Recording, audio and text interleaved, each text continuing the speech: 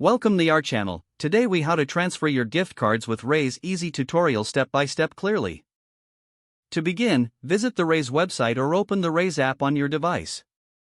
Log into your account using your credentials. If you don't have an account, create one by following the prompts. Once logged in, navigate to the My Account section. Locate the gift cards option in your account overview. Click on Transfer Gift Cards to initiate the process.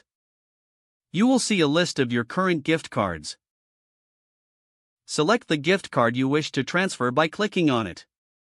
Review the card details to ensure it's the one you want to transfer. Find the Transfer button and click on it. Enter the recipient's email address or username in the provided field.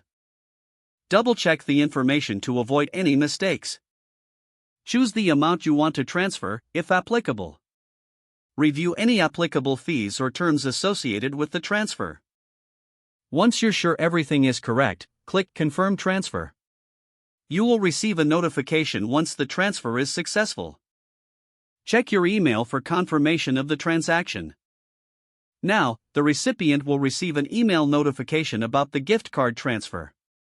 Advise the recipient to check their Raise account to claim the card. That's it. You've successfully transferred a gift card using Raise. If the page does not load, refresh the browser or try again in a private or incognito window. Make sure you are using the correct email address, then retype it carefully to avoid small typos. If your password is not accepted, use the Reset option and create a new strong password you can remember. Check your spam folder for verification or security emails, then complete any requested confirmation steps. Enable two-factor authentication if available to improve account security and reduce unauthorized access risk.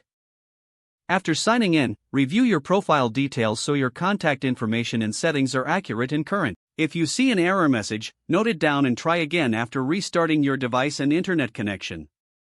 Log out when you finish, especially on shared devices, to keep your account and payment information secure. Don't forget to like this video and subscribe to our channel for more step-by-step tech guides.